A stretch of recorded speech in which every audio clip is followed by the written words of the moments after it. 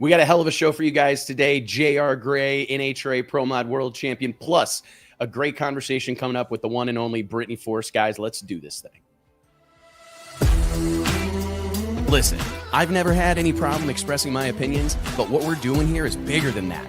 These are conversations that need to be had in an unfiltered way. Drag racing's all I've ever done. It's all I care to do.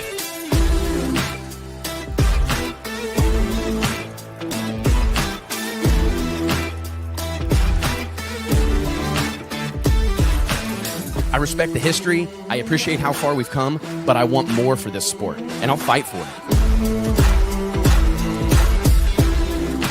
It's uncut, it's unfiltered, this is the show of shows. The biggest names in drag racing. No holds barred.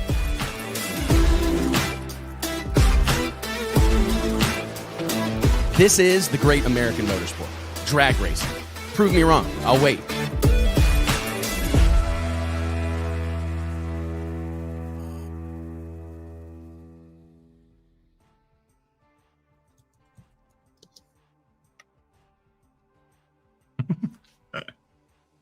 Hello. No. Subscribe, help us spread the gospel of drag racing. We've got a ton of stuff to cover here today on the show. But before we dive into it, let me introduce my co-hosts, the one and onlys, JT Hudson, Mike Carpenter. What's up, boys? Let me introduce myself. My name's Tony. I should clap for you guys. I make you clap for everybody else. Hey, guys, give it up for Mike what up? Carpenter. Yeah, we need a round of applause. Yeah, where's that music? We need specific intro music for each of us. That's what I could do. We could do like walkout songs. Yeah. Is Wes fuzzy for everybody else, or is it just me? Yep.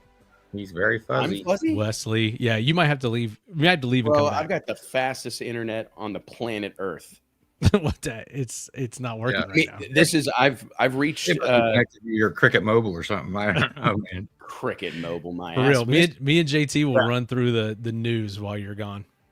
No, I ain't going nowhere. Yeah, you're gonna need to, bub. What? Yeah, it's like I look crystal clear on mine. Where's producer Blake? Make the call. Wesley. Yeah. Yep. Okay, hold on. Oh yeah, we got our. What about now, see, Wes? No, dude, you got it. No, it's worse. Now, worse, even worse. It gets worse every time. Hold on, yeah, for real. Sure you left. Better? No, dude, leave. You got to leave the thing completely. Leave the whole studio. Leave and come back. Blake showing us the picture. Like, oh my God. He gets so offended. Saying he's got the fastest internet. But sometimes shit happens. So, T, what are we talking about here this week, man? Everything. Into the season. Sure. Last race of the season, man. All these national touring series are wrapping up. NHRA wrapping up this weekend in Pomona. And you always like me to talk about the weather, so we'll talk about the weather for a bit. Yeah. There he is. There he's looking good. We were just getting to the weather report for Pomona. So that's how fast we were moving here. Well, I'm impressed, but let me go ahead and just toss it to you. Here's a little softball. Here's Mike Carpenter with the In-N-Out Burger NHRA Finals weather report. Mike? Thanks, Wes. We're looking at some pretty terrible conditions this weekend in Pomona. We don't know what's happened. Sunny Southern California is not going to be sunny this weekend, unfortunately. Looks okay for tomorrow, but then after that, I hate to say it because we know how this feels when the weatherman bags on your event before it even happens, but this could be we could be seeing this run on Monday for the pros, but they're going to be doing some interesting strategy for the sportsman racers to try to get this in and get these championships wrapped up. Wes, we'll throw it back to you. What's your opinion on this bit that we saw come across the wire a little bit ago on NHRA Racer about how they're going to handle the sportsmen? Well, not qualifying, but straight into eliminations.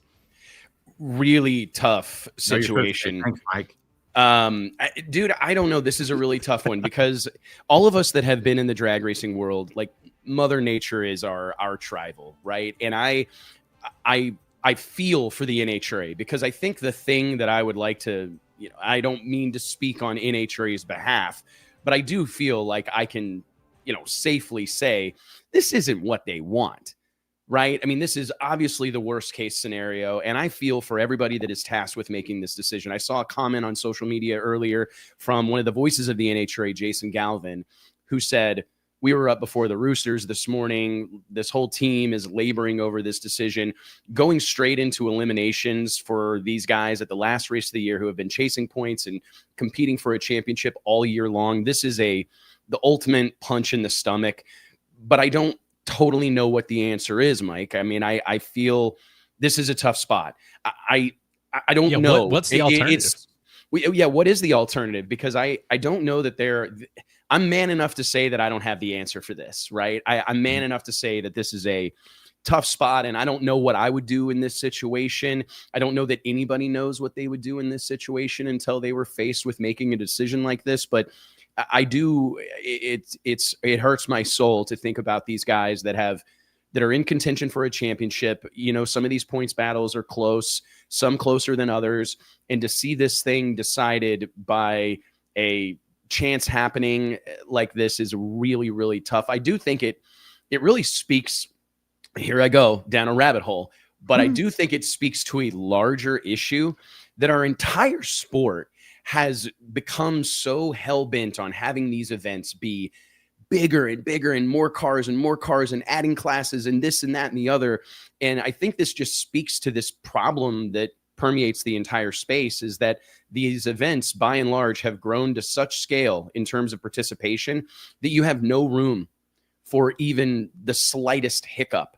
And when you have a serious hiccup, like a week-long tragic level weather forecast, there's just no room for error. There's no room to massage. There's no room.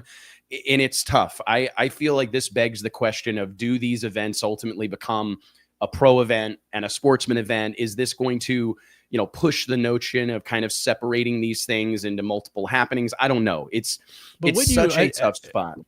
I mean, I get that like the sportsman racers constantly feel like they're second fiddle to the pros, and that they're doing this just to have any chance to maybe get a pro show in at some point throughout the weekend.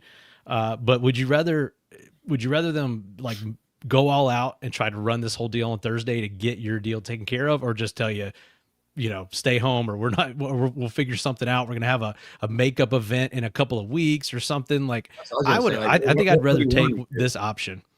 Yeah. I mean, like, what do you want them to do? There's not many options left. I mean, the show's there because of the pros. I mean, you got to let that's the show. That's what people buy tickets for the most part. So you've got to get that in. And if you got to cut, it's mid-November. It's mid-November too. Right. Like how much later are you going to race? And we saw PDRA face this a lot.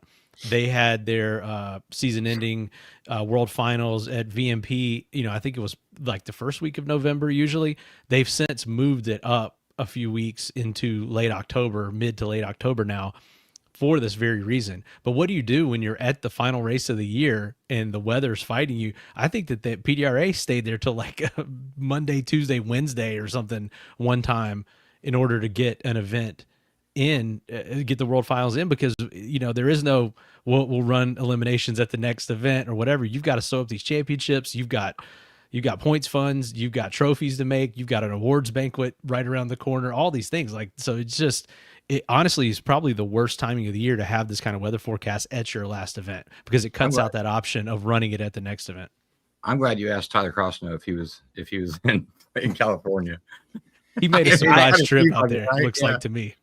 Yeah. I feel really bad for them. I mean, especially like, I think your super comp, super gas racers, I think some of those racers are probably more prepared for this type of situation. But when you're talking about like top sportsmen and top dragsters, specifically top sportsmen, and I'm not trying to play favorites here, but fast cars that dial in. I mean, you don't even know what your setup's going to be to run your dial in. Yeah, this is going to be a real challenge. And these guys have a lot of data and they're pros. I mean, these top sportsman guys or whatever, they're pros at doing this. Yep. And most of them could probably get close off the trailer, but it's not typically how you go about it. It'll definitely, if anything, it's going to be interesting. I think that maybe there's going to be a lot more eyeballs on Thursday eliminations for sportsmen at Pomona than typically would be when you start hearing about this kind of stuff. I think you're going to see more, probably the NHRA TV numbers perk up for tomorrow compared to what they normally would be. I would say so. I mean, I know I'll be paying closer attention than I typically would be, right? And so there's some silver lining to it, but I just feel for the guys that, you know, are staring down the barrel of potentially seeing a championship won or lost by a first round bye, because you're also going to have guys that opt not to come. I mean, that's one of the things that in the posting that was put up on NHRAracer.com, NHRA put in there that they are offering entry credits and refunds, but that only softens the blow so much. But this is a worst case scenario situation for everyone involved. And the thing that I hate right now is, especially like in the climate that we're operating in, this is the last thing the NHRA needed to contend with going into the end of the year, as people start looking toward 2026 and what their plans are for next year. And this is a really tough thing, because I think we have to acknowledge that sportsman drag racing is by and large the backbone of our sport. And it's very important that these guys and gals feel appreciated, that they feel included. They don't feel like they're being swept aside. But to JT's earlier point, there is a reality that, you know, there's a television broadcast, there's tickets that have been sold, there's suites that have been sold, there are sponsorship relationships that all hinge on the back of getting off that pro show, Top Fuel Funny Car and Pro Stock Motorcycle. And we'll get to those categories in a few minutes, but what an absolute bummer of a situation. Again, I hate it for the NHRA. The timing of this is catastrophic in a lot of ways, but I do feel that if there's anybody that can pull this off, that has the expertise and the manpower and the, commitment level to pull this off and make it go as smoothly as possible, to be the team in NHRA. They do one thing, man. Everybody can say whatever they want, but nobody runs a tighter ship than the NHRA when it comes to running these events. That's one of the most common pieces of feedback I hear from racers that have, bounced around from spot to spot to spot and done a lot of racing in a lot of different sanctions and series. It's almost always that some comment or some reference to how tight the NHRA show is made. So yeah. Do you want to stay? You want to stay with NHRA on our next topic, or bounce over to IHRA? Let's bounce over, man. I mean, this was big news. Okay, a lot of people don't realize, how good they have it until they go somewhere else and race. Like the safety safari, the way the shows ran. You go to some other races. There's other good series out there too that are well ran, but it just that's a point in life, actually. You're always bitching and complaining, and then you go to the other side and it's always like, man, I didn't really have it that bad. Oh yeah, man. It's the grass is greener situation. And I don't know. Like I said, this is a bummer of a situation. I felt like we had to report on it. I certainly don't want to pour fuel on what's undoubtedly a fire burning, but a tough situation for everybody involved. And I think this is kind of the yin and yang. Like sometimes things Max and the Bearcats. Oh, thank you, man. We'll talk about that here in a few. It was great. But I mean, it's like, I don't know. You've got to take the good with the bad sometimes, right? I mean, this is the classic thing of they could have had this event go off without a hitch for 10 years and then have this situation, and immediately you're a no good SOB and I'm packing my stuff up and never coming back. So it's a really tough thing, but everybody's kind of got to roll with the punches in these situations. And I think, if the best option for you or your team is to stay home, I would encourage you to do so, right? I mean, it's obviously this is a tough one way out in California, but I think everybody involved, the only real option is to make the best of it. But moving on to another big topic here in the sport of drag racing in the last 48 hours or so, on Monday or Tuesday night's episode of Competition Plus's Power Hour, IHRA's Scott Woodruff made it official that the IHRA, this is a bombshell announcement, starting next season would contest every category, that's all professional and sportsman categories,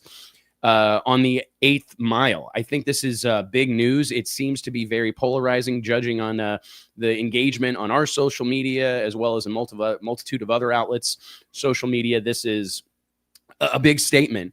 Mike, I'll throw it to you first and foremost. I mean, what's your knee-jerk immediate reaction to this news?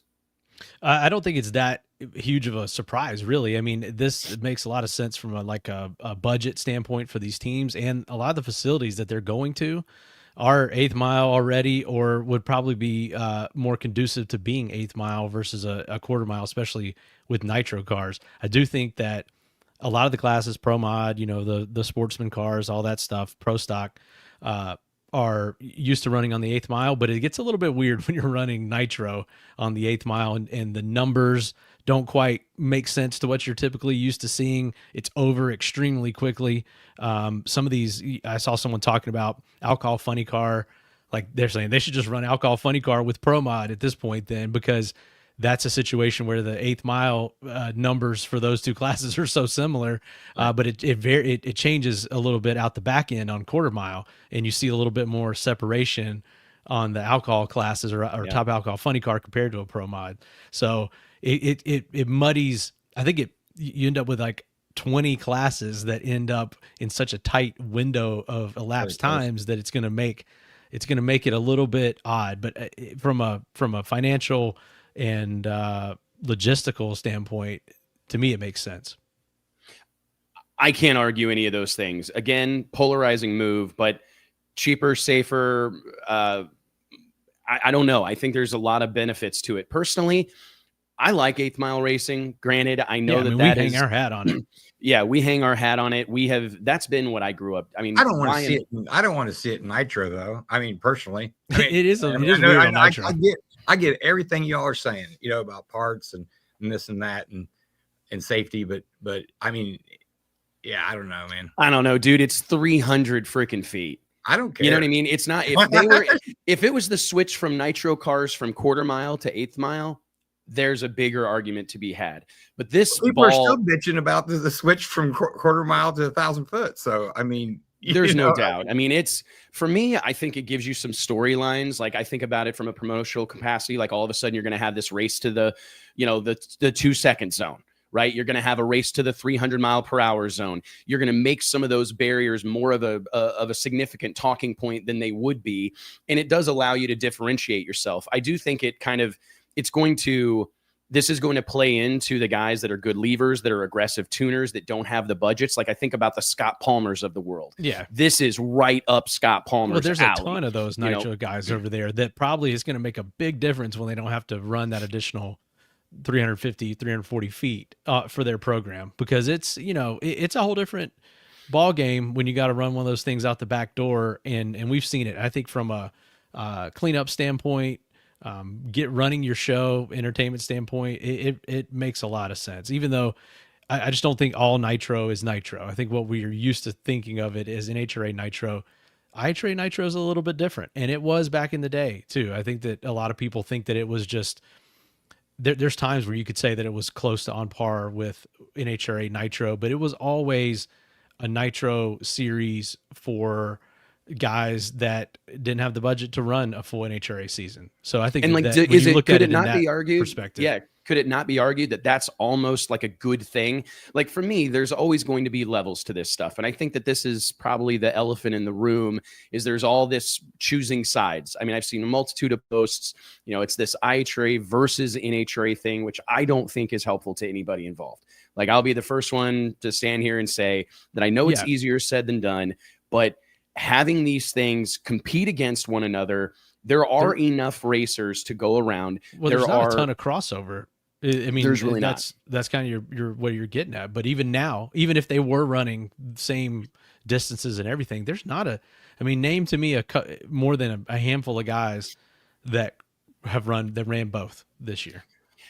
Right. I mean, I think you're looking at, and you're really going to see, like the way you've seen Del Worsham, who's coming in with NHRA level championship contending equipment, and the run that he's had in IHRA in 2025, like, I think that disparity between the pro level teams and the journeyman nitro racer is much more evident on the 1,000 foot than it is in the 8th mile. So, like, that's where a lot of those guys' power, willingness to push the envelope tune-up wise, that's where it really shows itself in the second half of the race. And I think that this honestly will probably give the IHRA some more runway, because it's going to keep some of those lesser funded teams in the mix longer. Because if they were to just adopt the NHRA like format, hey, we're going to do it just like NHRA, everything's going to be exactly the same, all the rules are the same, etc.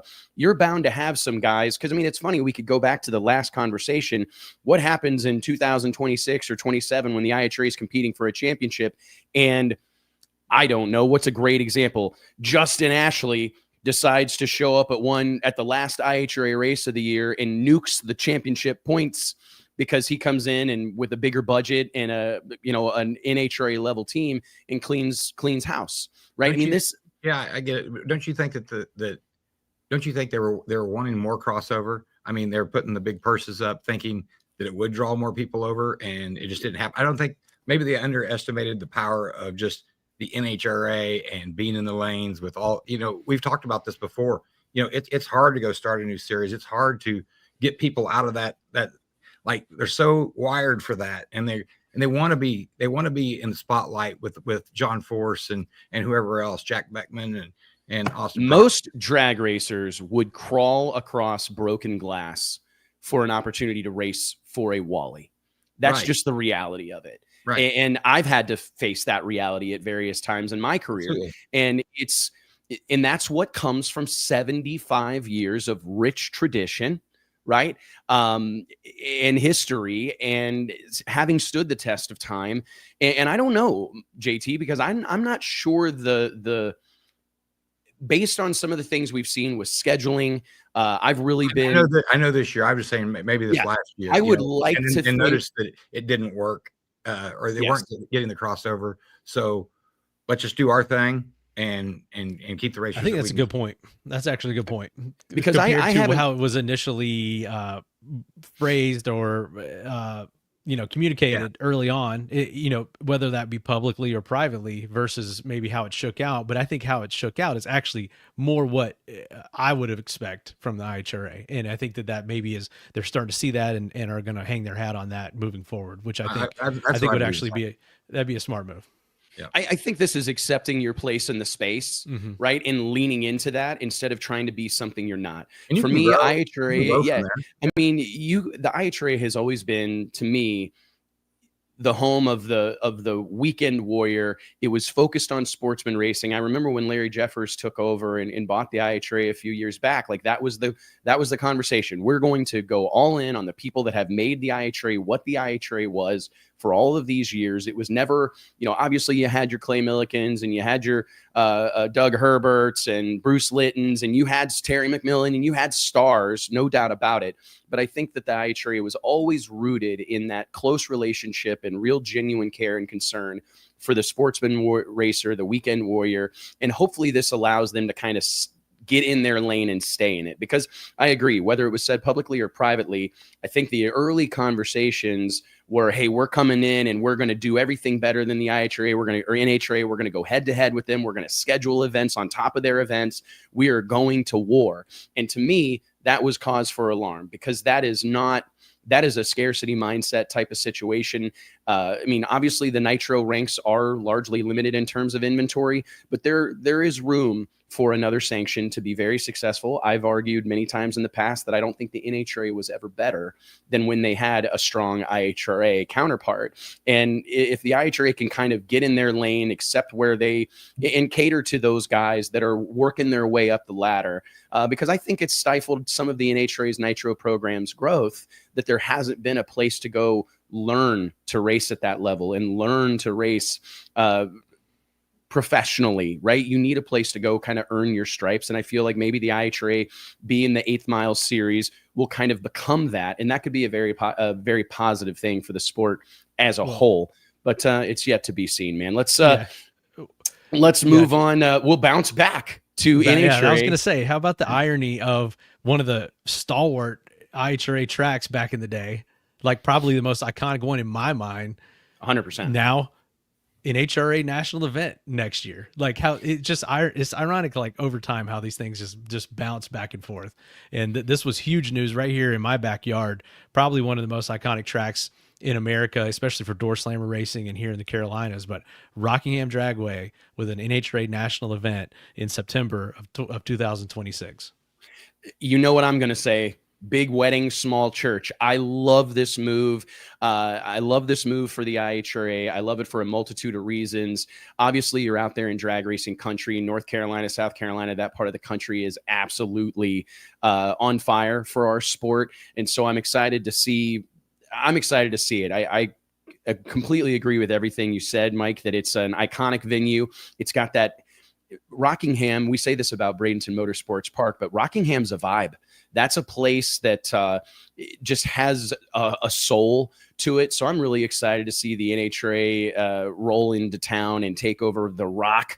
I've spent many a weekend in Rockingham, North Carolina, or one of them hotels in Pinehurst or whatever. And I'm genuinely excited. Like, it's Southern been a long time. Southern Pines. Yeah. It's been a long time since there was an NHRA race that I really was looking forward to.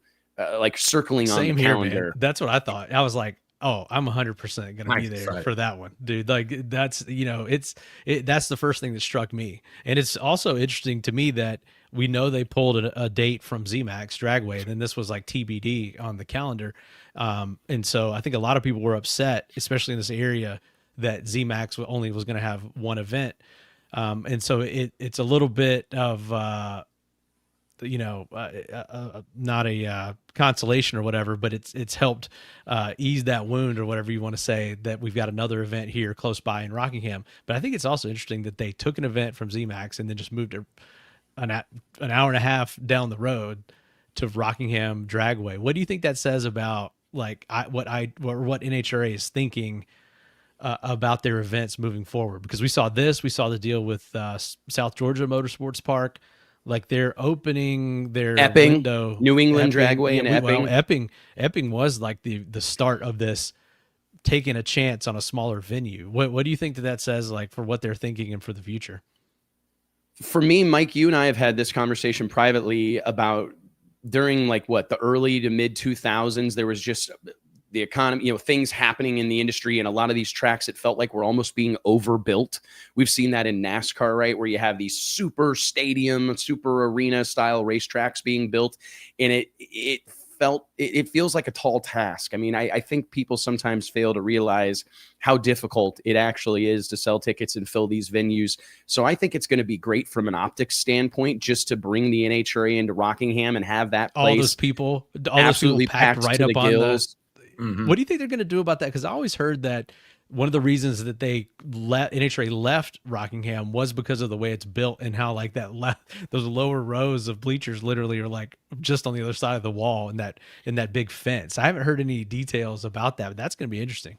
It is going to be interesting, but I mean, it really does. To me, this is where drag racing belongs. Like, I love these massive venues, but we see it with Route 66 Raceway outside of Chicago.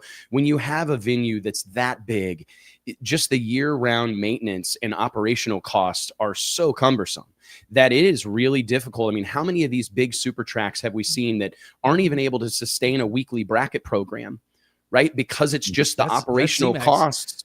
ZMAX is the poster child for, it's so expensive to operate, we keep it closed as much as possible. That's how they operate that facility. And that's, to me, is just not the recipe for success. I think the recipe for success in drag racing is to have a venue that can run as often as humanly possible. And we also have to tip our cap to the team at Rockingham Dragway. New ownership, have made a lot of investments in the property, have gotten support from the state of North Carolina. All the things that you need, they have had happen to bring. You've got world-class radial racing there. You've got some major no-time events there. You've now got an NHRA national event being added to the calendar. They ran their own Pro Mod series in 2025. Just a lot of really... They got a race this weekend, actually. I mean, a lot of Pro Mods at the Rock this weekend. A lot of really good things happening at Rockingham. And I think at some point a person has to step back and go, okay, what can we glean from this positive, right? There's a lot of good things that are going on with this stuff. And it seems to be some specific pieces of the recipe, like a venue that it doesn't cost $50,000 just to turn the lights on. I mean, I remember trying to book a test session at ZMAX Dragway one time, and we wanted to run well into the evening, and they looked at me like I had three heads. Like, we don't turn these lights on for anyone short of Jesus. right? I mean, we're not turning these lights on.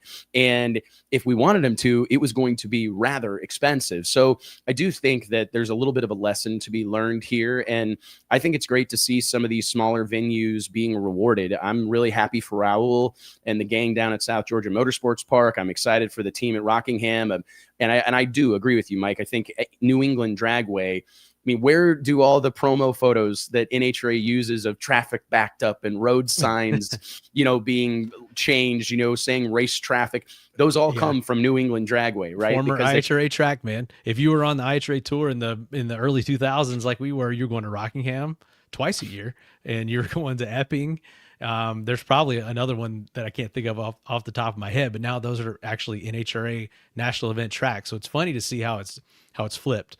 And less four-wide drag racing. To me, I know that this is another polarizing thing, but I'm glad to see it, man. I've never. I think when people know that it's the only option, in the spring, and it's not coming back in the fall, I think you'll see that really pop up those numbers in the spring. But then another cool thing about what they're doing at Rockingham is Pro Mod is going to be running there, which I think is a really big key to how the Pro Mod schedule worked out, and the fact they don't run at every track, and choosing to run or NHRA asking them to run at that facility, I think is going to be really important that first year, because like Rockingham and Pro Mods go hand in hand. I think if you showed up at Rockingham with an NHRA national event but no Pro Mod, NHRA would find themselves with a lot more disappointed fans than they probably are imagining. So I know our first guest can probably speak to that as well. Yeah, there's no doubt. And we've got a couple of more bullets to touch on here, but we will circle back to those after our first batch of guests here. I want to take a quick second, JT, and remind everybody that each and every episode of the Wes Buck Show is made possible by way of our friends at Stroud Safety. Stroud Safety is known for their top quality racing safety equipment, from drag chutes and seatbelts to fire suits and blankets, all 100% made in America. Log on to StroudSafety.com today and make sure you tell them we sent you. Guys, we've got the champ is here. They say the champ is here. Let's give it up for the one and only JR Gray, your brand new NHRA Congruity Drag Racing Series Pro Mod Champion. Oh, we got the horn. What's going on, guys? Yeah, JT, this probably is very comfortable for you. The police siren. Absolutely. Yeah, absolutely. me, JR, and JT might have heard that sound behind us at one point. Yeah, we might have. JR, where to begin? Hey, if you don't do that, I might run. I'll be like, man, I'm 10 minutes behind schedule, and I see blue lights. You hear a siren. That's fine. You're driving. I was just sit there and be like, I don't know where he went. I don't even know who he was.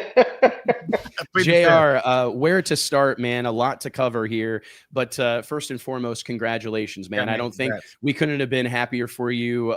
We've had a front row seat to JR Gray's transition from heavy hitting grudge racer, Jason X, headshot, going down to Valdosta, or all these various South Carolina, to all these various no time events down here in Texas at XRP. And we've seen you blossom into now a world champion in NHRA Pro Modified. I mean, is it still as surreal today as it was 10 days ago?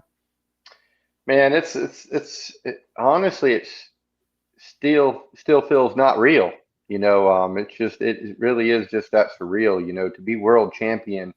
I never even dreamed of driving Pro Mod at one point in time, and to be world champion now, and with all the hurdles and everything that we've, been through the years, it's truly amazing, It's, like I said, it's been a fun thing to watch, man. I mean, just seeing you embrace this and become really a poster child for the NHRA Pro Mod Series. The big news in the offseason, teaming up with KH, Sheikh Khalid, the Al-Anabi Performance team. What do you make of it was not an easy task this year. We saw it all come down to this is something I think is especially fun to talk about, because for those that weren't following along, we go into the final race of the NHRA Pro Mod season with the points all a mess, right? There was a lot of different guys in contention, a lot of different ways it could go, which is exactly what us fans, that's what we want. We want to see it come down to the last run. And then God gave us a winner take all final, yourself versus Billy Banica, who had been on a tear late in 2025. Put him in the beams for all the marbles. how comfortable were you in that moment for a guy who's grudge raced for big money and been involved in all these trash talking, smack talking, wild and crazy grudge races? Were you like right at home in that environment? Yeah, honestly, I think I was the right man for the job right then. I mean, I was, I was calm. I was calm. I was like, I'm gonna slant, I'm gonna let go of this button. I'm gonna hit this tree. I'm gonna leave out of here first, and then we'll see what happens, man. And I went in there staged up because I felt I was gonna let the other person throw it away. Hoping that they were gonna screw up, and and I don't mean nothing towards Billy. It's just racing's racing. It's the reality, yeah. Yeah, we went in there, man. I let go of that button and I tore out. I knew I had him on the tree by half a car when I peeled out of there, and the tires went to go dangle, and then they peeled back up, and the front end was quivering as it was toting the wheels down to the 330. And I was like, man, I'm not lifting no matter what. And and to me, it felt like I was on like a 565 pass. I'm not gonna lie. I blew past the 8th mile going down through there. And about 1,000 foot, I started praying. I said, please, motor, stay together, because everything is shaking and we're going down through there. And so I'm praying, and and then 1,000 foot passes by, the mile-an-hour cone comes up. I said, only 100 more feet, baby. And man, and I dumped the damn parachutes and shut it down, man. And then here came the light. Light flipped on. It was all over with. And it was I couldn't even believe awesome. it. I started yelling in the car and, rolled around. Yeah. It was just, man, dude, we need J.R. Gray to describe every run he makes. Took us right through that whole deal. But what about, man? I mean, it's like Wes was saying, it was kind of a battle through the whole year. You guys put this team together in just a matter of weeks after you guys got back from Qatar last winter, and then putting all these parts and pieces together. You came out there, you and Mike Stavrinos were really dominant at the start of the season. Then it kind of got through the middle part, and it seemed like the competition caught up. You guys might have had some struggles here and there, and then it came back around at the end of the year. Just that up and down throughout the year. What was that like? And then kind of hitting your stride at the right moment at the last race of the year. At the last race, we started out. Mike won the first 2 races, and then how did that go? I think I followed up with a 1 race win, and then I went to a final, I believe. Yeah, I went to the final of the You guys were like 1 and 2 in the points and kept swapping like pretty much the whole year. And backing up a minute, we put this whole team together. We didn't even have a part in a semi-trailer. We didn't even have a semi-truck. Okay, we built this whole team in 8 weeks. And then and the plan was for us to be 1 and 2 in the points. And we almost succeeded. We were 1 and 3. And but it truly was just an amazing run. When we went through, I went to the second final in a row, and I was like, man. And I don't remember what happened. What did I do? Go red on that? But either way, it don't matter. Then I won the next 2 races in a row, and man, if they wouldn't have reset the points, they were in trouble. And then we got the points reset. We came back, and then I think I shanked the first race with a reaction time or something. And then the next race we came back. That's when we were in Charlotte, which would have been the second race of the chase. The blower, we started blowing blowers off. And we blew a blower off in the last queue. And then on E1, I left out on everybody, crushed everybody on tree. I was like 20, 25, 26, somewhere in there. I was out on everybody and blowed the blower off again. And so we got sent home. So that was 2 races that we fumbled the football in when it really counted. So at that point in time, it was just, bunker, just start racing again like we did in the beginning because we fell behind a little bit. So we knew we needed to make rounds. So when we went to that 3rd race, it was really time to make something happen. And that's where we made it to the semifinals and staying focused and making it to that semifinals and even beating my teammate, Mike. If I wouldn't have did that, I wouldn't have won because yet again, I only won this thing by 1 point. So we made the move when we needed to make the move. And then I said after that 3rd race, I said, there was 4 people that were within 1 round that could have won it. The 2 people behind me only had to go 1 round past me to win the championship. They were basically 2 back. So we had 6 people that anybody could have won. And we knew that, I said it's real simple. And we all agreed on this. You win the race, you win the championship. That's just the way how it had to be. And I was calm and solid, and I like to be honest. The only time I even got rattled was when I watched my teammate break in front of me. And, that was kind of our mulligan round 2 for us. I shanked, cut a bad light, and I drove around the guy on the top end, and we still got the W. But other than that, I was pretty solid the whole time. I felt I'd been in so many pressure cookers over the years with so much of my friends' money on the line or my money on the line that, I mean, we've raced for $100,000 and, the biggest event there is. We've just had so many of them things that I really felt like, as far as pressure went, I was prepared to be in that position at that point in time and that day. And, having the best team behind me, known to man, in my opinion. I mean, our whole team is just, I believe it's the best pro mod team out there. And I'd argue that with anybody. Well, I mean, I tell you what, you've got an NHRA World Championship that helps confirm that point. Why don't you talk a little bit about we've talked about it earlier in the year, but I think it would be worth mentioning, just bringing this group of guys together, Todd Tutterow, Mark Savage, this brain trust that you guys have. We've seen Pro Modified elevate so much. I mean, I remember going to some of those early NHRA Pro Mod races, and man, it was a miracle if 2 cars made it down the track, let alone a dozen or more make it down within a few hundredths of one another. I mean, we've seen Pro Modified reach an entirely new level of competition, and you can't go in with some of your buddies and expect to make a run at this. You've got to have the best in the world. So tell us about working with Todd, working with Mark Savage, this whole team that you guys have assembled, how that came together, and, kind of look forward a little bit. I mean, what comes next? KH, he handpicked everybody and strategically placed everybody to build a championship team. And so he, hand selected. And I mean, we have a lot of, A personality. We have a lot of no filter people. So honestly, it's worked real well. For the most part, you never have to know what somebody's thinking because they're going to tell you what they're thinking. So, and as long as you're, thick enough to handle it, then but the team's worked really good. I mean, you think you got Mark Savage, giving me them Savage tune-ups going down through there. We got Todd Tutterow, the king himself, in there. We got Ty, which is just truly amazing on all fronts, and then we got Grant, my car chief there, he's overseeing and putting all the hours in.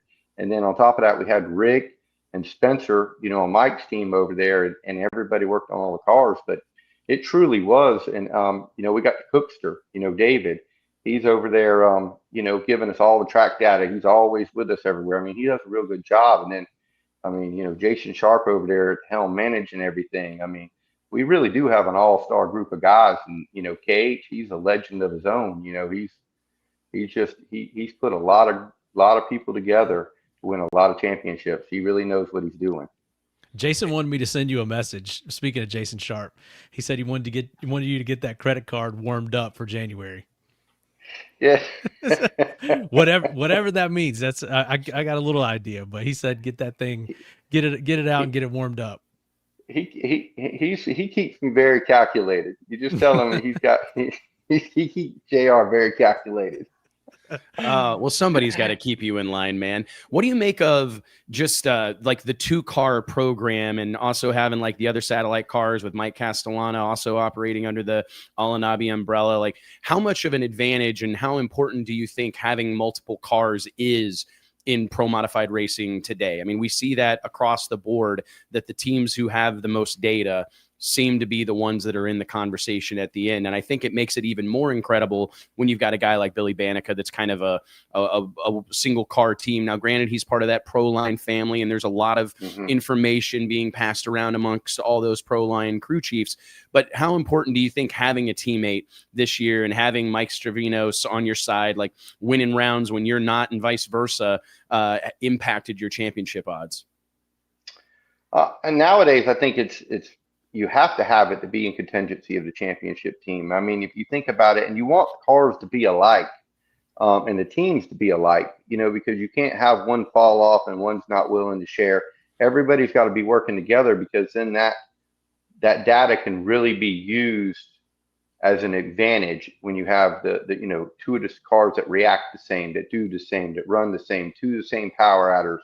I mean, it's just very important nowadays because of you're trying to, find every ounce of power that you can find to lay it down on that track. Yeah, well, you got like like you were saying, Wes, the Pro Line deal. It's kind of like you've got that whole Pro Line camp, and then you guys got the YO camp. We see that it kind of plays out that way in PDRA. We see it at Winter Series, anywhere. Those are, you got Janice and his group. You got to be a part of one of those groups and have that program to start with, not just the boots on the ground with your team, but you got to be a part of one of those camps, because if you're just out there in left field kind of doing your own as thing, a lone wolf, there's really no time for that. With the way all these cars now and the way everything performs, like it used to, I almost think that people would lose a whole season to figuring their program out or figuring a new car out. Now it's like that thing's got to hit the ground running. And I think that is what we've seen play out with these various camps that you have in Pro Mod.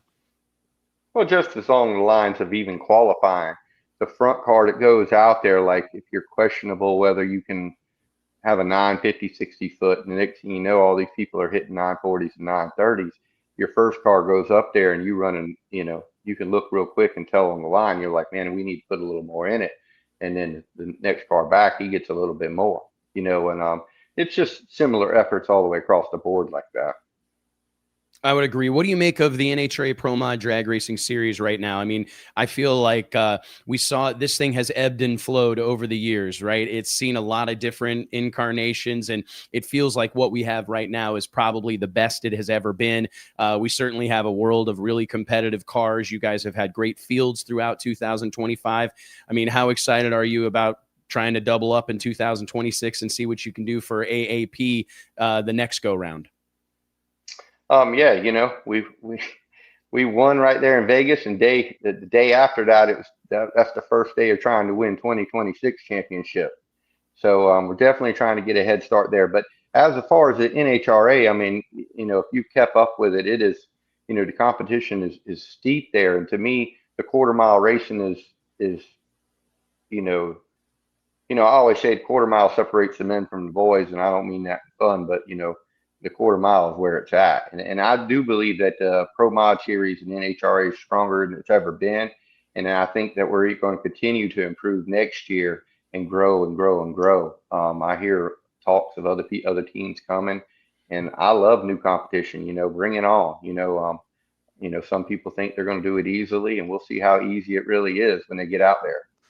Yeah. What about going to some of these new facilities like Rockingham? We were talking about that before you came on. Yeah. That's I'm sure, you competed there many times. That's probably feels a little bit more comfortable for a guy like you. What are you, as far as the Pro Mod group, what are they saying about going to Rockingham? Man, as far as I'm saying, man, we're coming home. I mean, you got to think we got South Georgia on the schedule. We got Rockingham on the schedule, Bristol, which I've already been trying to make it my home. Charlotte, has always been good to me too. I mean, in Gainesville, to me, those are my 5 most important tracks. So, I'm gonna come in with the blue lights on. We plan on stealing them trophies. You don't have to go very far, man. Being based right in South Carolina, just thinking about the geography of all those tracks you just named, you're like centrally located for all that. So That's working out pretty good for you right now. No, I'm loving that schedule. I'm loving to see the excitement of the fans. I mean, I'm curious to see how South Georgia does with fans. There was always a lot of local people that showed up to Dutch races, that really would just come to that. So I'm curious to see if we fill the stands up. Rockingham has always been real good with fans over the years, the round track and the drag strip over the years. So it's going to be curious. I'm really excited for NHRA too, for ticket sales and this is our home base, so most of our fans are going to be at these races. Rockingham and South Georgia, I would expect to see a lot more fans than what we would even see that wouldn't come to Charlotte or Bristol. But I just feel because those are grudge tracks, in my opinion, and here we're bringing the big lights into town on. How about adding an 11th race? That was something that I didn't anticipate seeing, but it makes perfect sense if I'm Bill Bader Jr., because I am going to be, it's no secret that I love Pro Modified. So, but I certainly thought it was a cool thing to see a track owner say, hey, I want Pro Mod at my event. I mean, what's that mean to you as a racer? Like to just have such an iconic venue and a well-known promoter and operator amongst the best in the business, Bill Bader Jr., all but demand that Pro Mod be part of his show in 2026. It shows that he's a smart guy.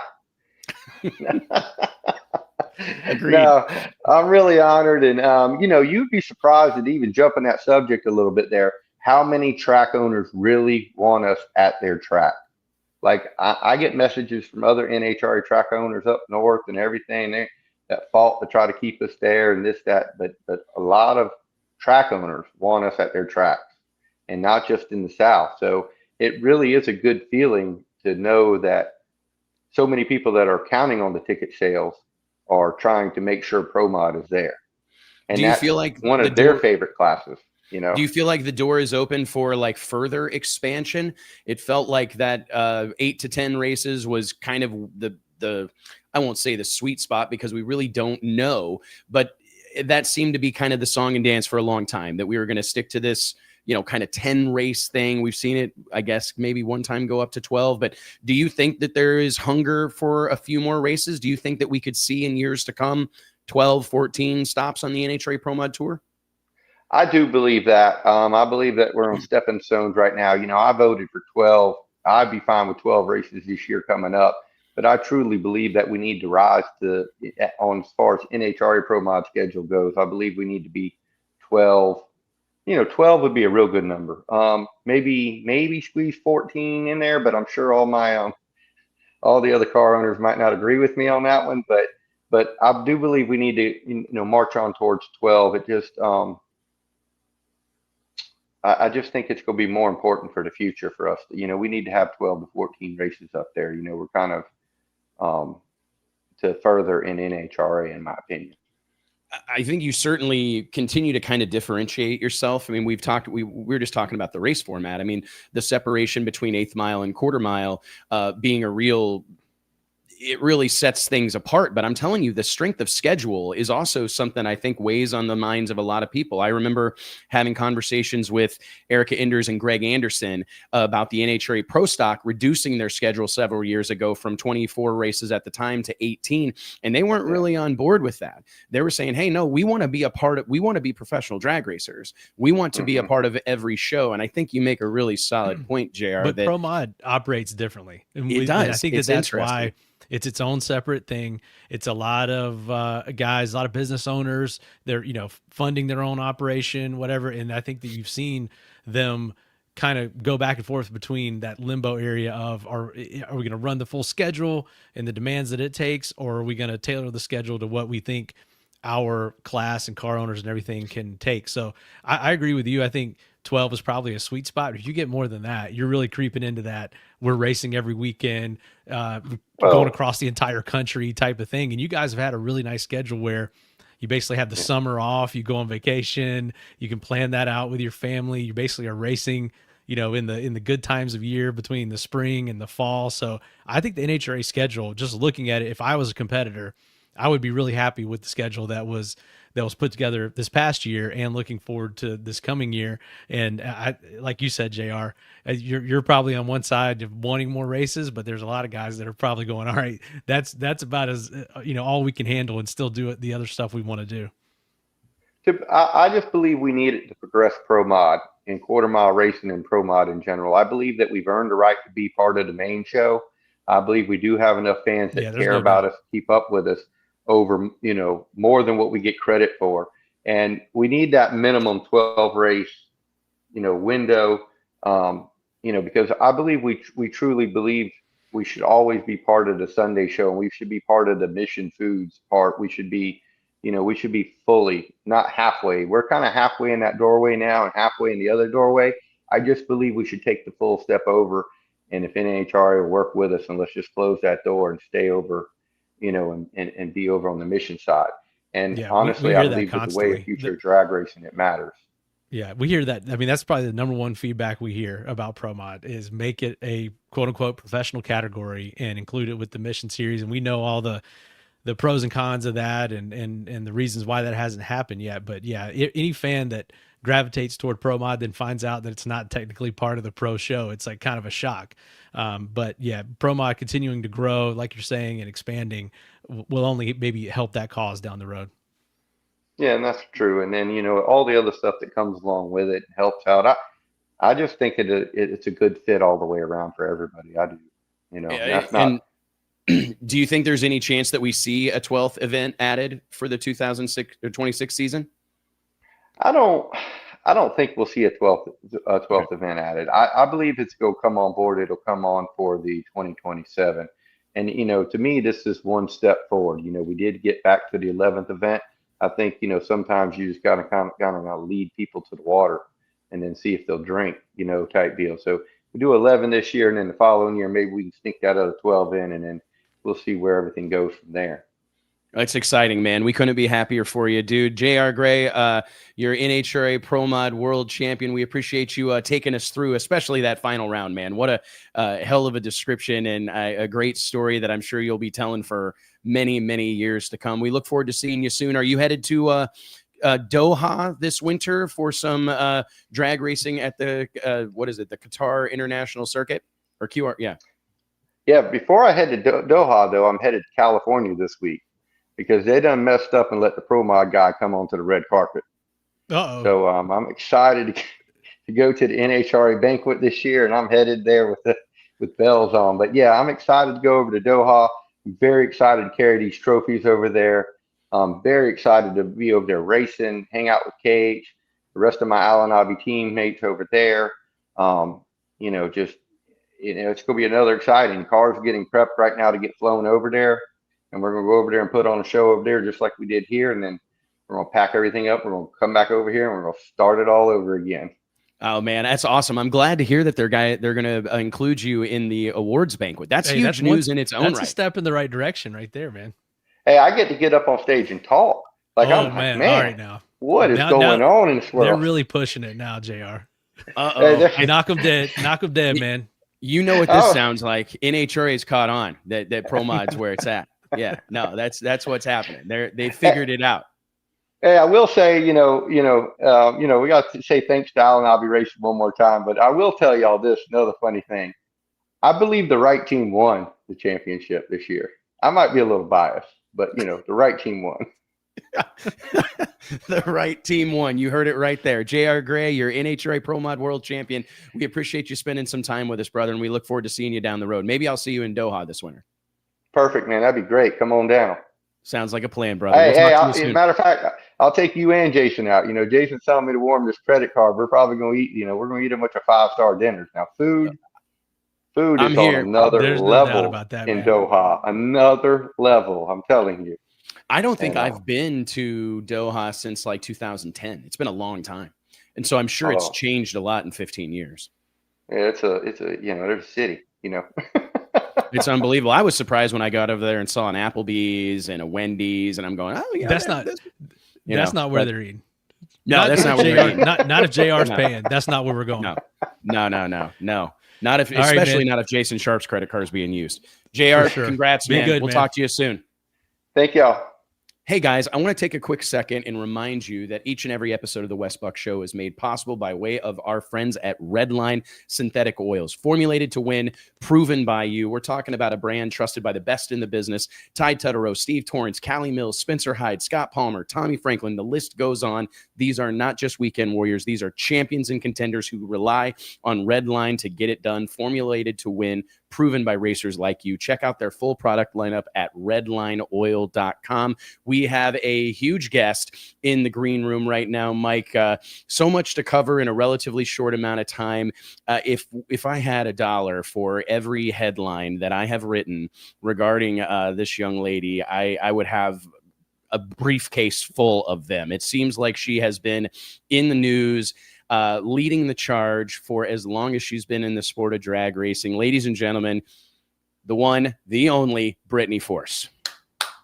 Hi, thanks for having me. Brittany. Oh, thank you for joining us. Where's the horn and the siren and everything, JT? Yeah, we need all the bum, bum, bum, bum. Yeah, we had way more queued up. A gong? A gong will do. A gong will do. There we go. Thank you. Thank you, JT. Appreciate it, man. Brittany, welcome to the show. So much to cover with you. We've got a little bit of time here, but I just, in September, I believe it was like the 12th, early in September, news broke. You made it official that you were looking to step away from Top Fuel competition. I guess, obviously, I'm sure this was a tough decision for a person that has been ingrained in this sport virtually your entire life and are part of this iconic drag racing family.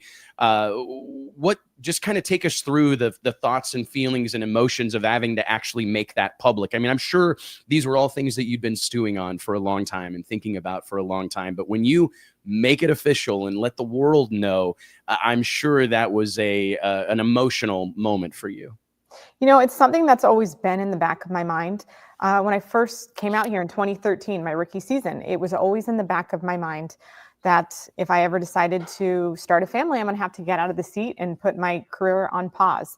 That was one of the main things. And then also, there was always the danger aspect. So those are the two things I remember from the very beginning, always being in the back of my mind. But I was never in a place, since 2013 where it was anything that I was really focused on or looking at. I was so focused. My focus was on my career. That's where I was at. And I just ended up getting married end of last season. So last November, about a year from now. And even while we started dating, those thoughts started popping back into my head. And then once we got married, obviously it was there again. The last couple years, it's been, a lot of chats with my family, with my husband. Even my crew chiefs have been in the mix of it all, trying to help me figure out how to navigate this tricky situation. I absolutely love what I do. I love driving. And if I could stay in the seat and start a family at the same time, I would. But unfortunately, being a female in the sport, I don't have that luxury like most men do. So it is a really difficult decision. But last season actually was kind of, it was in the back of my mind that I thought maybe last season would be it. And then when my dad wrecked in Richmond, Virginia, and we sat in the hospital with him for, weeks. And then it turned into, we were there for, a month. It definitely crept back in my head again. I started thinking about it again, maybe this is the year. And, being here in the hospital, realizing, how precious life is, maybe it's time to step out of the seat. And that kind of was my plan last season. Again, my crew chiefs were in on all this. And when I came up to the countdown, I wasn't ready. I'm like, nope, not ready. Putting it behind me. I'll come back to it. I'll address it another time. But I know right now that I'm not ready to get out of the seat. And so coming into this season, it just felt different. I knew this year was right. Again, a lot of conversations with David Grubnick, my whole family, my husband, obviously, and my sponsors, who I've been so lucky that everyone's come on board. I've had the support from, my crew chiefs, my team, my sponsors, John Force Racing. So it was in Reading that I made that announcement that I'm going to step out of the seat at the end of the season. And my husband and I are going to see if we could start a family. Well, as you mentioned in that moment, that you didn't feel like you were necessarily closing the door. Mm-hmm. And I think about the success that you've had, and I do want to give you some kudos. I do think one of the things that is often undersung in the sport or not talked about enough is the danger. I think all of us that are ingrained in this sport, we're embedded here. We've become accustomed to it. It's part of it. We recognize that there are inherent risks, but I don't think it is highlighted enough, the courage and the risk. The courage is that is required, but also the risk that is being taken every single time you climb in one of these cars. I mean, I look at other sports, especially like stick and ball sports, and it's not that often that you see people meeting with a chaplain before they compete, right? Yeah. But that is commonplace in our sport, and it speaks to the severity, right? The reality of what we're doing out here. So I think it makes perfect sense, especially through the lens of all that your father's gone through in recent years, to kind of start to face the reality of this situation and what your priorities are. But considering all the success you've had and 2 championships, your name's attached to virtually every record in the NHRA record book, quickest, fastest, a dozen times over, it would seem, barrier breaking, 308th mile. It's unbelievable. We would spend the rest of the show talking about all of your accomplishments. But do you feel like if this is the end, Brittany, like how satisfied are you? You have to be more than proud, walking around, standing tall with what you've accomplished, especially carrying the burden of operating in John Force's shadow. Well, first of all, I've never used the word retirement. When I made my announcement and, the conversation really started and became public, I've never used the word retirement. That's a decision for further down the road once I get there. I'm not there yet. And I don't know. I don't know what God has in store for us. But again, that'll just be something at a later date. So I'm not closing the door to, getting back in the seat and driving in the future. But, looking at my career, if I go back to 2013 and look at everything I've accomplished, I never would have imagined it. When I first started, it was, okay, my first focus was, let's get that first round win. And then, let's get to the second round, the semis. And then all you're thinking about is a win. You want to end up in that winner circle. And then, years later, a championship came. And again, that's what every team is out there, every driver, every crew chief, we're all chasing that. But to get there is so difficult. It is one of the most challenging things. All the pieces have to come together perfectly, right in the right moment in that countdown. When you're in that final 6, and to have won 2 championships, I'm really proud of that. I just looking at everything we've done. I mean, mile per hour, we hold the national mile per hour and ET record. Mile per hour this year in Indianapolis when we went 343 miles per hour. I'm so proud of everything. Again, it just seems surreal. We've accomplished a lot, but again, it took the support system around me. It took all of my sponsors. It took, a handful of different crew chiefs that I've worked with over the years, most recently David Grubnick since 2019, and so many different crew guys in my team now.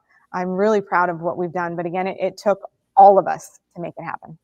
What do you, when you think about, and obviously not putting any sort of, significant finality on any of this, but when you think back on it, I mean, I'm sure the thrill of competing, driving these cars, taming these beasts, but is there something specific that you feel like you are going to miss the most? There's so much I'm going to miss about the sport. Again, I still plan to come out and be a part of John Force Racing and cheer on my teammates every single week. And I still plan to come to the races. But I think what I'll miss the most is just the team aspect of it, being surrounded by this group of guys, and we all have each other's backs. We all support each other. We pick each other up on those really tough days. And we motivate each other going into, a final round or whatever it is that day. I think I'm definitely going to miss that, but I'm also going to miss the competition side of it, pushing myself past my comfort zone and working every single weekend to try to improve and get better every single weekend. I have had so many ups and downs throughout my career, and I'm always working to be better. I'm always working to make improvement. It's apparent. It always comes in reaction time. That's always where I've struggled, and it always will be a struggle. But, working on improving that every single weekend, having a goal every weekend and trying to achieve that. And then whether you get there or you don't, finding a new goal for the next weekend. That's, I think, what I'm going to miss. Those challenges that come in the middle of competition. Yeah, and I've seen you guys operate as this hyper tight-knit group. I see a lot of you guys vacation together. You spend off weekends together. You're eating dinner at one another's houses. And I always feel like it's a real recipe for success. I mean, when I see teams that are successful, more often than not, I see a really close-knit group of people that choose to spend time together. Yeah. Don't just go see each other at work, but choose to spend time together. And I think that's where some of the magic happens. When you is there a specific moment? I mean, we were actually watching this morning, our whole team kind of gathered around and we're watching your highlights that the NHRA put out on their social media from your 5, iconic moments at Pomona alone. And it was kind of, surreal even for me to think about. I still see you as this fresh-faced, new on the scene driver, but it's hard to believe you've been here for 13 years. And watching these videos of your first win in a pedal fest, out there whacking the throttle on a 12,000 horsepower top fuel dragster, sashaying through the finish line, these speed records. Is there one moment that stands out to you amongst the rest? I'd have to go. It'd have to be championship. It'd have to be, that first championship that we got in 2017. And then when we did it again in 2022 with David Grubnick, it has to go to that. Again, there's so many other big moments in my career. I'll never forget in the very beginning of my career, West Palm Beach, we went out testing before the season started.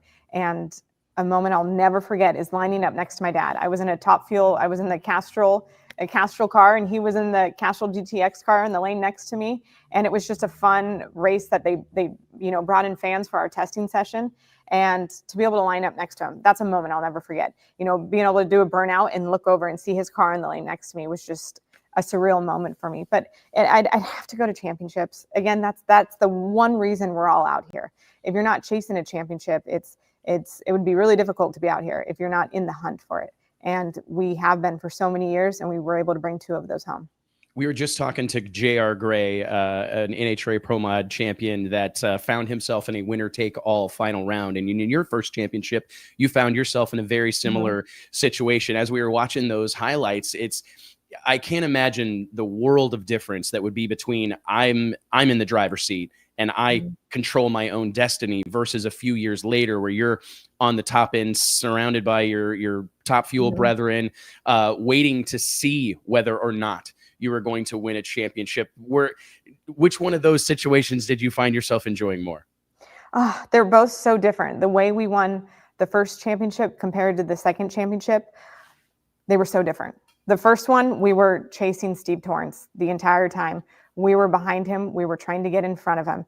And it plays this mental game of, I know that we could do it. I know what we're capable of, but how do we stop Steve Torrance unless we line up next to him? And the latter, we didn't line up. We didn't line up in the lane next to him. So it's just, I remember that day, Richie Crampton was in the lane next to me. Steve Torrance had run right ahead of me and didn't turn a wind light on. And then it was just the amount of pressure that already pulled up to that line. Now there's just this, massive amount of pressure. And it's, it was trying to find a way to put all that noise out of your head. And it's doing what you do every single weekend. It's doing what I do every single weekend, climbing that car and driving it, cutting a good light, getting it to that finish line first and turning on a wind light. So that championship was special for, the fact that we were behind, we were chasing it. Now in 2022, it was a little different. We turned things around and we won in Las Vegas, which put us ahead only by a handful of points going into Pomona. And we had to stay out in front, and we were able to do that within the first round. Both championships were huge. I can't pick one, but I mean, they're both those championships, that the day that those happened, those wrapped in Pomona at my home track, I'll never forget them. Iconic moments in drag racing. And speaking of iconic moments, could you reflect a little bit? One of the things that I've often, and I guess this is like me shouldering this burden for your family or thinking about it through this lens, is that the pressure that is on the Force family, just your role as ambassadors for the sport of drag racing. I've had conversations with your dad that were pretty candid, where he felt a certain amount of ownership that they need me out here. I need to be out here. You have done an incredible job of carrying on the torch in your father's absence. Now that he's out of the driver's seat, fortunately, he's a fixture at the racetrack still. And that's something that we're always all very thankful for. But have you felt any of that pressure and, to be one of the faces of the NHRA brand? I mean, when I think of NBA, it's quick. You're quick to think of Steph Curry or LeBron James. There are people that are attached to that brand, and you go to NFL and it's Patrick Mahomes, and the list goes on. When it comes to NHRA, undoubtedly, Brittany, you have been one of the faces of our sport. Has that added any pressure, just knowing the role that you have had from a promotional capacity for the Oval over the years?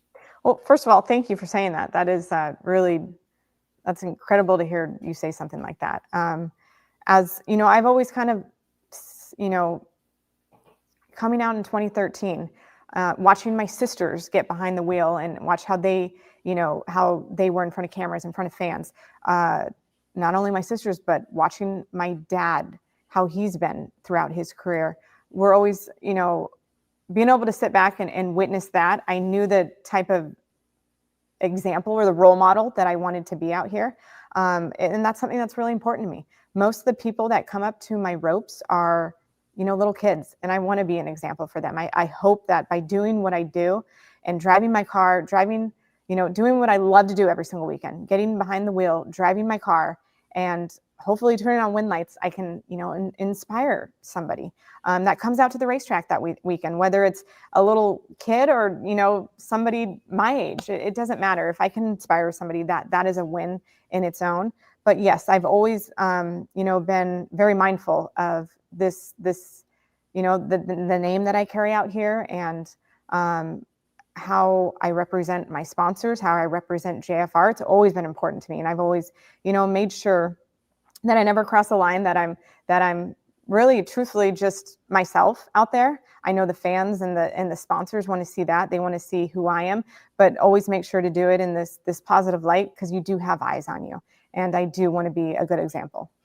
It really is, because I mentioned the operating in the shadow of John Force, because you see it throughout, like poor Bronny James. I think about, I'm a big NBA fan, and I think about just the challenge that it would be to be constantly compared, or constantly have to hear these stories and all these things that come with, being associated with someone that's so prominent in the sport.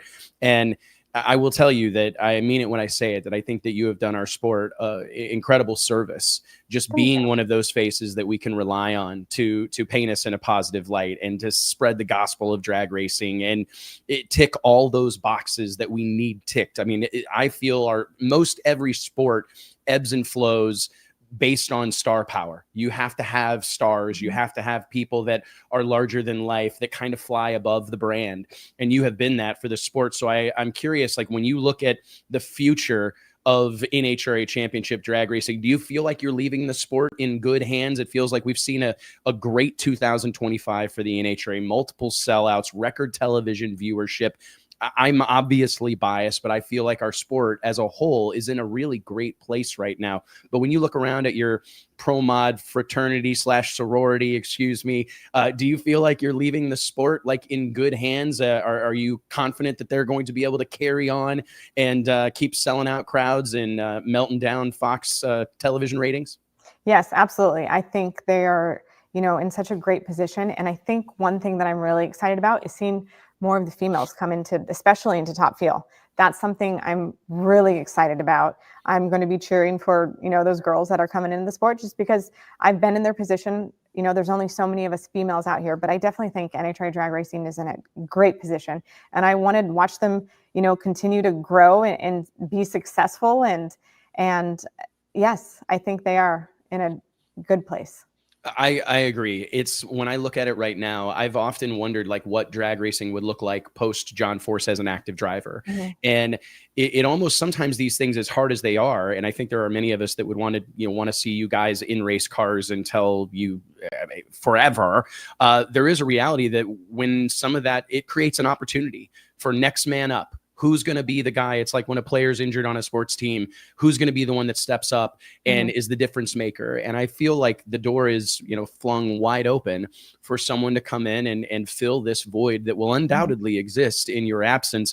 You mentioned spending some time at the racetrack as you move forward. I mean, what does the future look like for you from a professional standpoint? Emily, you're recently married, but do you see yourself maintaining involvement with John Force Racing long term, or how do you see this playing out? We saw your sister Ashley make an incredible, make her presence felt in a big way via media, right? Mm-hmm. Whether it was a comic book, I remember when she sent those, and I'm like, this is so cool. Someone thinking outside of the box, producing commercials, all the various things that Ashley has gone on to do kind of as an offshoot or a satellite of John Force Racing. Do you feel like there's something like that waiting in the wings for you, Brittany?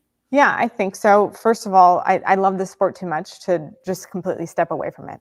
And John Force Racing, yes, there may not be a Force driver out there, but John Force Racing will still have very much of a big presence, in the future. And we have our drivers, lined up for next season. And I'm going to be out there as much as I can. I love the sport, and I can't see myself being pulled away from it for any reason. But as for, a position for me, it's something that I'll definitely be announcing later. We're not there yet. I'm still we're just trying to focus on getting through this season, and still a lot of discussions have to happen. And I'm not there yet. I have no big answer. It's just not there yet. Right now, our focus is on this season. And then when we get to that next chapter, we'll figure it out then. Oh, that's more than sufficient. That's all I wanted to hear, that we're going to still see Brittany Force around the racetrack on a regular basis. A couple more things and we'll cut you loose, Brittany. We appreciate your time on a race week. Looking forward to this weekend. What's your thoughts and feelings headed into what is the swan song of Brittany Force's Top Fuel career? Go out with a bang at the home track, I'm assuming, and that's obviously like an easy one to answer. But I mean, is this going to be a special thing from family and friends? I'm sure you're going to have a world of people out there cheering you on and wanting to take part in this moment. I'm just curious, like, what do you see this last race weekend of your career looking like? I'm excited to get to, Pomona, this final race of our season. It's my home track.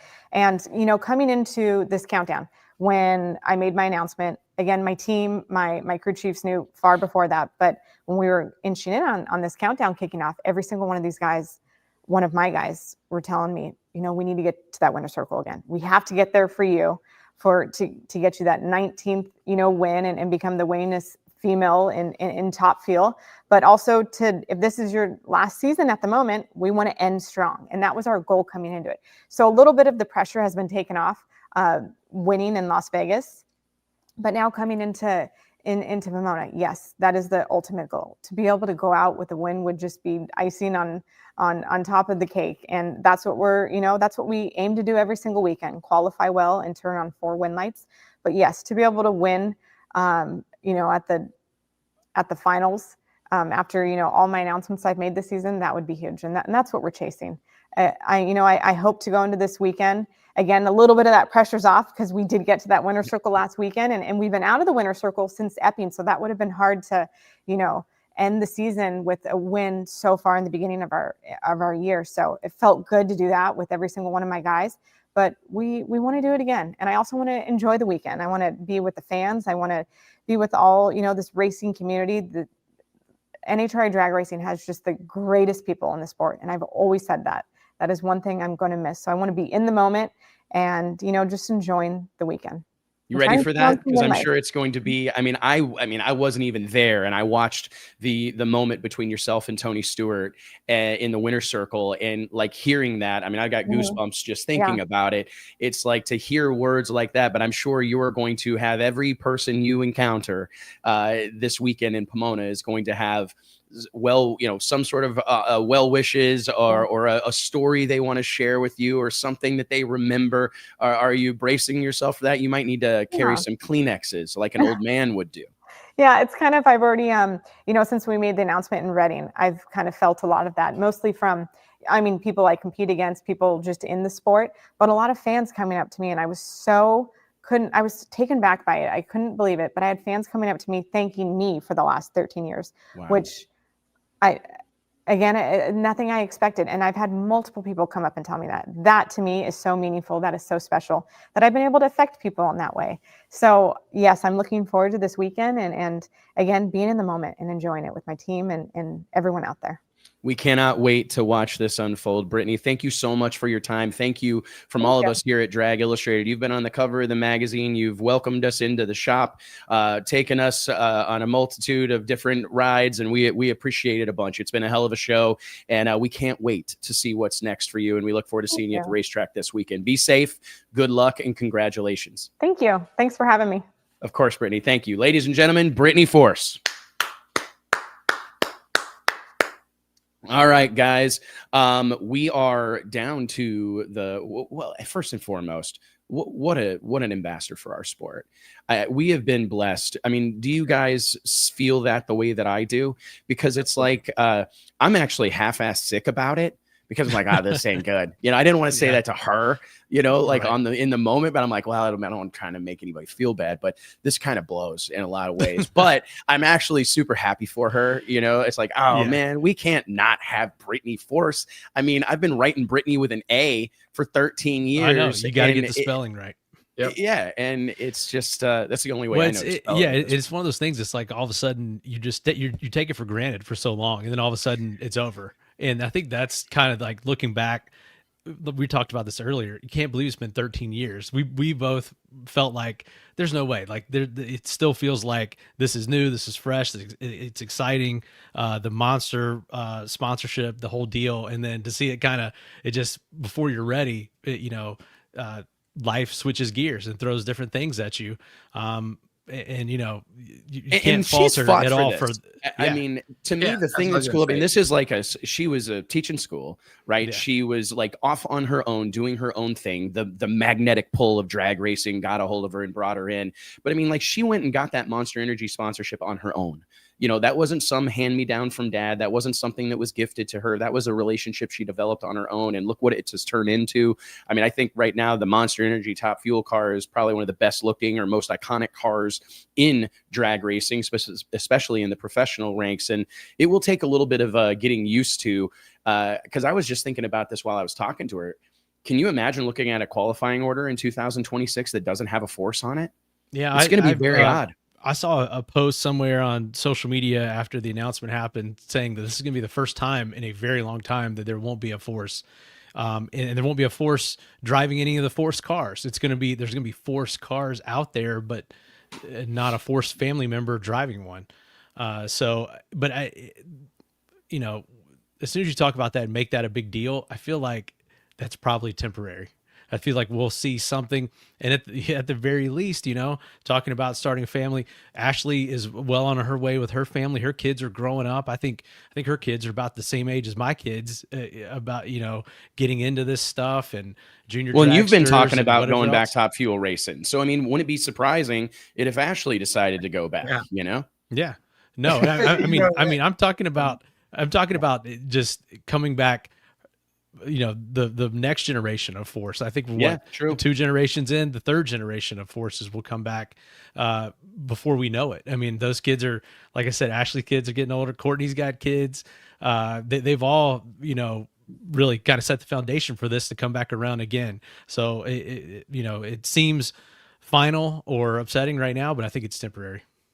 Yeah, you're more than likely right, man. It's a little unfair for women in the sport, like when you want to start a family, you got to pull away where guys like Mike says, his dad was off to the track as soon as he popped out, but, yeah, pretty much, I mean, it's funny. I remember when we were there and I had that little goat polo on. We were doing an interview we did one with Brittany, and I think we did one with Austin. Then we did John, and I was making a joke, that these little goats, like this one, this John, and he acted like he didn't know what the hell it meant, which he did know after we got done. He's like, "Oh, I knew. I was just giving you shit," but and he comes up and she was sticking up for him. Do you remember that? Like, he's saying that you're the goat, Dad. And then he was acting like he had no clue. And then you can tell she's got her hands. She's got her hands full over there. I had a little naked lady painted on every one of my cars. That little goat reminded me of that, and didn't know. I forgot he told that story. Yeah, didn't know about it for years, and then a painter or a kid came up and said, "Why is that painted on your car?" And he went over and looked and called his painter, and he said, "I've been putting that on there for 10 years or something. I can't remember how long he said." And everyone. It's hilarious, man. The post show when we did that deal a couple years ago was, I wish we could have kept recording because it was as entertaining as the show itself. It really was. We had those guys on for 2 or 3 hours, and then I think we stayed there another 2 hours shooting the shit after it was over. Eventually, we're like, guys, we got to let you guys go home. He had reservations at St. Elmo's. Like, "Hey guys, we got to get to St. Elmo's right now." You're like, "Man, John's going to talk. We're going to sit here and listen." Well, I got to tell you guys that for me personally, one of the highlights of my life was having the Forces involved with our event in Bradenton in 2024. And when that whole deal came together, as weird as it sounded, I mean, and there was obviously like all sorts of things, right? There's the business aspect and trying to do something big at Bradenton and help out our partners at Bradenton, do a big event down there. And there was a lot of motivators, but for me personally, chief amongst them were being able to go to my grave saying that I had John Force and Brittany Force race at an event that I put on. And obviously there was a lot of people involved with putting the event on, but to have our name on it and to have them in the lanes and competing, it was surreal. I mean, there's not a whole lot of promoters that are going, that have been able to say that. And I'm so proud of that we did it, Well, it was an important moment in time. Probably. What was that, JT? I said he probably cried a little bit. Oh, no tears. doubt. But if you think about it, dude, it was an important, like, it seems like, oh man, you can just do a race at any time and John Force is going to be out there racing, or Brittany Force is going to be out there. And then sure enough, here we are less than 2 years removed from that. John had his accident. Now Brittany is retiring, or, you know, what, temporary pause, whatever she's calling it. And so these windows, when you have these opportunities, you have to take them, because here we are, just like I said, less than 2 years later. And if we were to have that event again this coming year, neither one of them would be involved. So things change fast. And I think, like we talked, like, you know, once we let Brittany go here, I don't think anybody was truly ready for this to happen. I think you can see it coming when she gets married, she's getting older, everything. We've seen kind of this routine play out, but you're never ready for it. Nope. No. And I would be, you know, we've seen it with Leah Pruitt, how that has shaken out, right? I mean, she steps out of the seat long enough to have a start a family, get the ball rolling on that deal, and here she comes right back. Yep. And I wouldn't be at all surprised to see that, because there is something of a gravitational pull to the sport of drag racing. It's very difficult to be like half in, half out. It's very difficult to operate on the sidelines. Most of these folks, I mean, a lot of the racers that I know that step away from the sport, it's almost like an alcoholic in a bar. They just cannot be there. I am not able to go be around it. And a lot of guys that you see walk away from the sport are never to be seen again. Very bad spectators. So I venture to say she will either find her way back behind the wheel, or she will find herself in a serious operational capacity in the part of the leadership team at John Force Racing, which would be, man. Yeah, I mean, fantastic. Obviously educated, smart. She was a teacher before this, and so I'm sure she's going to bring a lot to the table outside the driver's seat as well. No, I'm excited for her. So guys, here we are in the final stretch. We can do shall we touch on these last few news bullets before it seems like it would be an absolute tragedy not to talk about the quickest pro mod run in the history of drag racing. All eyes were on Maryland International Raceway this past weekend for the World Cup finals, the big production by Jason Miller and the team up there at his father's, Royce Miller's legendary MIR. We saw Jimmy Taylor make a multitude of attempts at it, finally get the job done, a 5.114 second blast to reset the all-time door slammer record, steal that away from Turbo Todd Moyer, who went 5.14 a few years ago in Bradenton. Man, I really think one of the most telling things about the whole deal was how seemingly disappointed Jimmy Taylor was that they were not able to crack into the fours. I do think all indications are that is there, but I think what we were reminded of is how incredibly difficult this actually is. And it wasn't a full pull, right? I mean, none of these, and the one with Todd Moyer also, it's like you see the potential. You just wish it could make it all the way out the back door, but they're getting closer. They're getting much closer. We saw all the runs that this car made, these crazy 8th mile runs.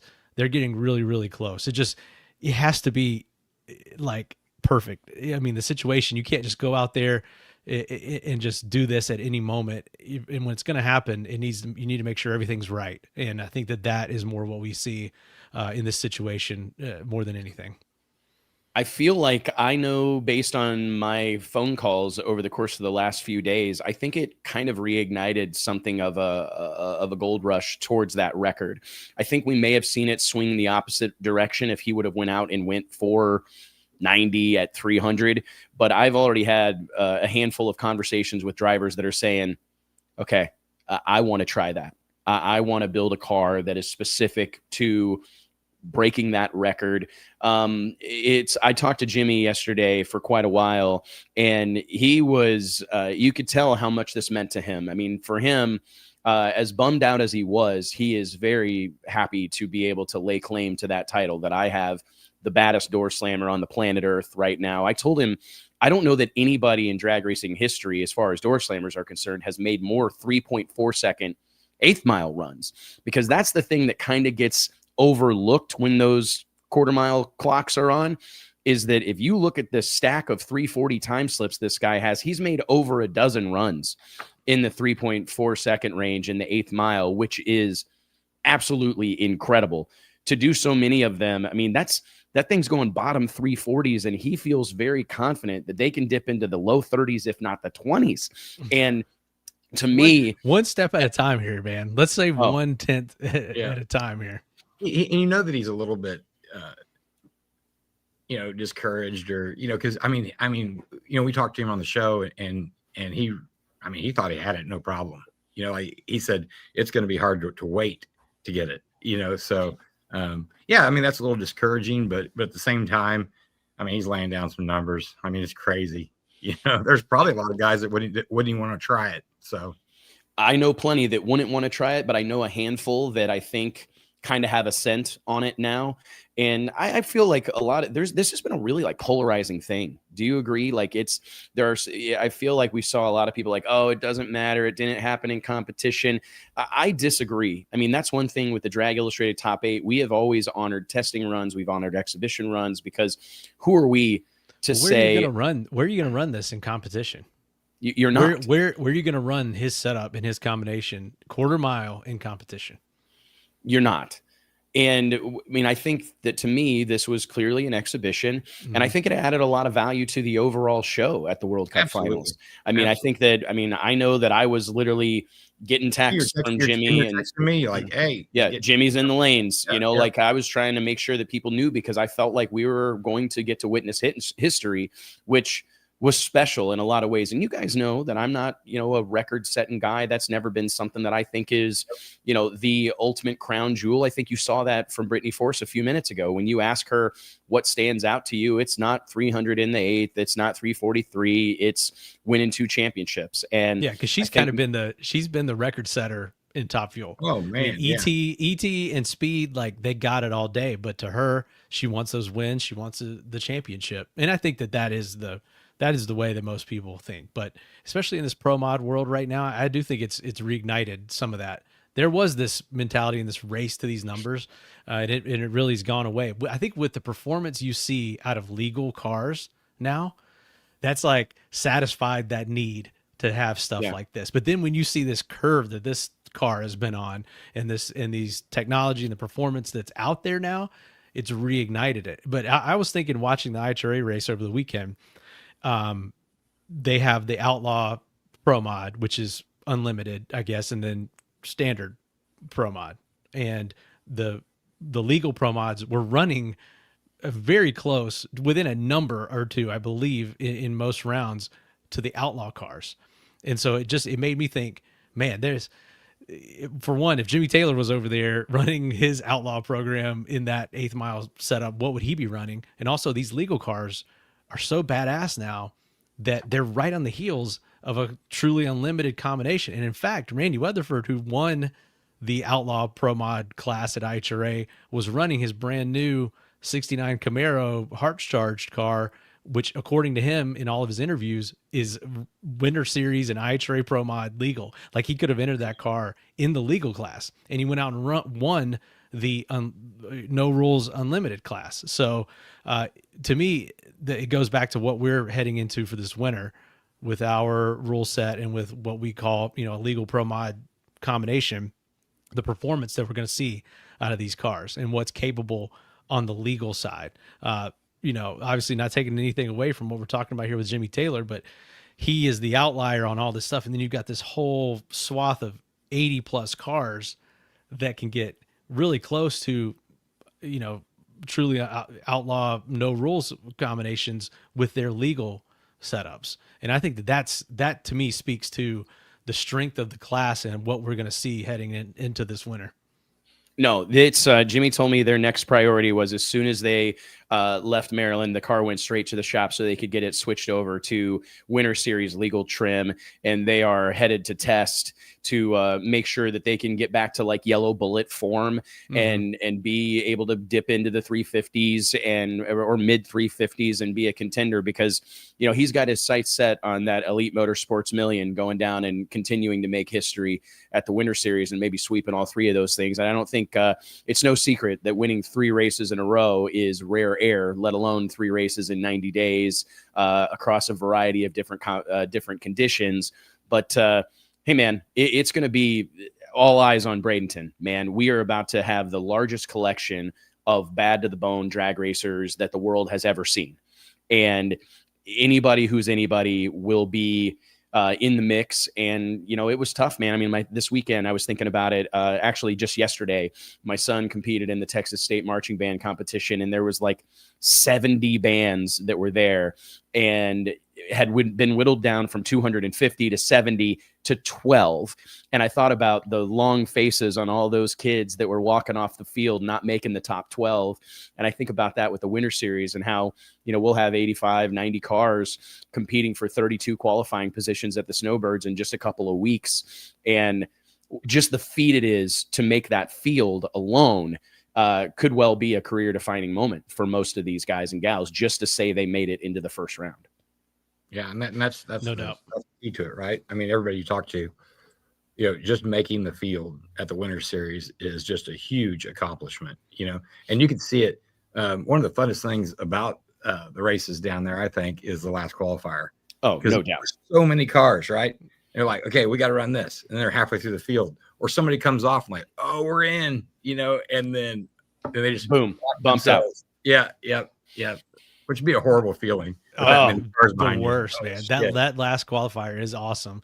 And then what's cool about it is tense. Everybody's so tense. But and everybody's trying to run the number, but at the end of the day, all you got to do is get in there, because the chip draw just throws everything into chaos. And I think that it's really cool, and I think because I feel like your spread would be so much wider, and you would have obviously less predictable outcome, but just making qualifying about getting in the show period versus where you qualify when you've got that many cars on the grounds, I think adds a unique twist to it. I think there's more strategy that plays into that than maybe we give credit to. That guys that are like, we got to just make sure we get down the track, we run the number that we think is going to hang on to get in this 32, not go out here and try to go number 5. You know what I mean? Because it's at the end of the day, that's not. Would you rather go blow the tires off and lose that last qualifier, shooting to go number 1, or make your pass that you know you can make, that you think is going to hang on for somewhere in that back half of the 32? I think that there's a lot of strategy that happens in that last qualifying session. Oh, there's no doubt about it, man. And we are literally, if the drivers that we've already announced, and we've got some bangers coming out later this week that I'm super excited about, because that's been really the challenge to this thing, is we've had so much interest, but you want to bring new faces in, you want to bring new people to the party, but you also want to maintain the cast of characters that you've had for years and that you've developed over the course of time. So it's a big challenge, man, but it's, I cannot wait to see how this thing unfolds. And that 30-day period between the Snowbirds and the U.S. Street Nationals, it's going to be awesome, because there's going to be so much pressure on the back of whoever finds themselves in the winner's circle Sunday night. Can they double up? Can they go back to back? And then it will ratchet up to 10 million. But I'm excited, man. The energy is up. The enthusiasm is right where I anticipate it being. Jim Parks is asking in the comments, will there be an official entry list released? Yes, we will publish that on the winnerseries.com. But yeah, man, I mean, there's something special happen. I actually have an interview scheduled with PRI, the Performance Racing Industry magazine, for later this week, just to talk about how the boom that is happening in Pro Mod. And it's cool when people that are kind of, I'm not saying they're out of the circle, but aren't in the mix on a day-to-day basis with hardcore drag racing. They cover a lot of different motorsports. Even they are recognizing. And let's give a huge shout out to Cam Clark on his big win this past weekend at the IHRA National event. Galad closing out the season with a bang, man. It was awesome to see Cam in the winner's circle. He was grinning ear to ear. Versus Dane Wood in the finals for Pro Nitrous. Now that was pretty cool.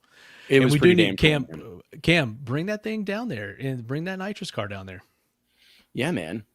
Stick that thing in the mix. I tell you what, dude, we've got, I don't know how many it is. We've got more. We got, what did we count the other day? Almost 10. Like a dozen. Yeah. A dozen nitrous cars in the mix. And I really feel like the ones that we have, I think will be in the conversation. I really do. I'm not saying every nitrous car under the sun can get involved, or can make that cut, but dude, there's definitely some dudes that are going to they're going to make a run at it. Not enough parts. So unfortunately, it's going to probably take some. But that's the thing. Like, to your point earlier, Mike, legal 8th mile pro mod racing has gotten so competitive that everybody's running the dog shit out of these things. You know what I mean? And when you get them all down there and that environment and that stage, we're going to see them letting it all hang out, man. Letting them all hang out. Last thing, and we will close today's show. Let's run through this real quick. NHRA top championship point scenarios, man. Title weekend in Pomona. Top Fuel. Doug Coletta has all but locked it up in Top Fuel, but he needs one clean qualifying pass. If he qualifies, he will clinch the 2025 Mission Foods NHRA Drag Racing Series Championship. Sean Langdon and Justin Ashley both could theoretically steal it, but only in the highly unlikely scenario that Doug Coletta didn't qualify. How many cars are entered? There's, you know what? I mean, that would be the first. Yeah, that'd be the first thing I check. Funny car. Also, Austin Prock leading Matt Hagan by 101 points, and he will clinch the championship with a second round appearance, not win, appearance. So he's got to win first round. But if he stumbles early, Hagan could, the door is open, and Hagan could pounce. And it's 12. Jim Park says 12. Well, so that all but locks up Top Fuel. But dude, how about before you jump there? What about Matt Hagan, man? You know, he's kind of had an up and down season, but here again at the end of the season when it matters, he's turned it on, and he's a threat again. Maybe a very outside threat, but he's the only other threat to Austin Prock. I think that's really cool to see him, a multi-time champion, be able to like dig deep in his team, be able to turn the corner and be a threat here at the end of the season. So shout out to Matt Hagan on another killer season, no matter how it turns out. Just to be here, when you consider the dominant force that Austin Prock has been, 11 now. You know, to me, I feel like just being in the hunt at the last race is a pretty significant accomplishment for Matt Hagan and the Tony Stewart Racing team. But I wouldn't be comfortable if I was Austin Prock. I really wouldn't. I think that that's the last guy you want right behind you. Right. I mean, A, he's built like a brick shithouse, but B, he's one hell of a drag racer. So Pro Stock is shaping up to be a pretty interesting one as well. Dallas Glenn versus Greg Anderson. Glenn's got a 92-point cushion. He can clinch in round one if the gap stays above 90 points. Anderson basically needs a win and a little bit of luck on his side. Are you surprised by that? Don't count him out.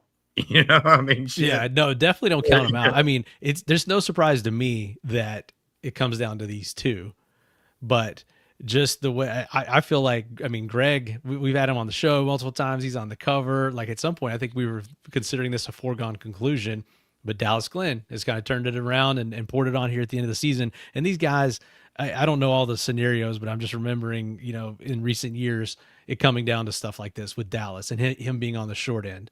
So for him to be in command going into the end of the year is a little bit of or into the last race is a little bit of a flip flop from the normal situation. Yeah, it's really interesting. I mean, I think if you would have asked me to just like blindly say who was going to be, you know, I would have told you Greg Anderson. It just felt like he was running over top of this deal. But Greg's one of those guys that can make magic. We've seen him do it before.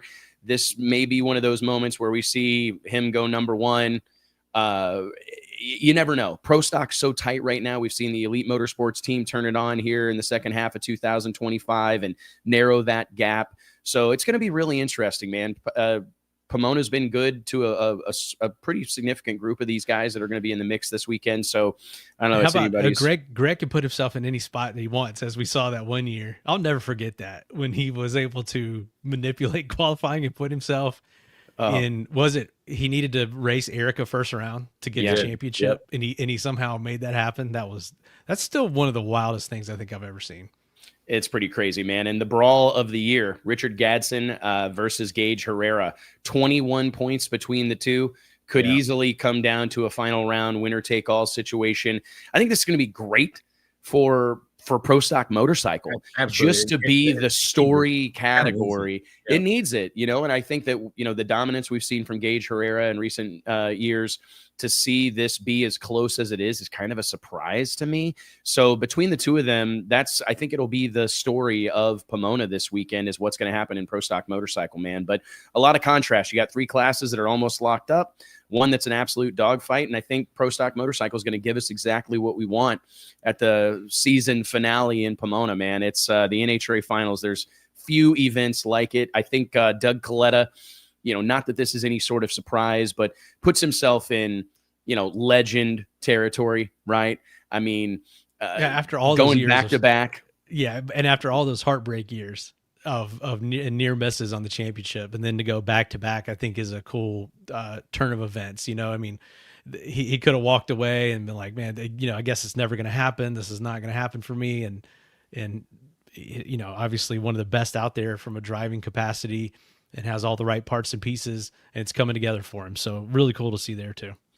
Yeah. 25-year drought Doug endured. And now here he is staring down the barrel of going back to back. Pretty special, man. That's pretty wild.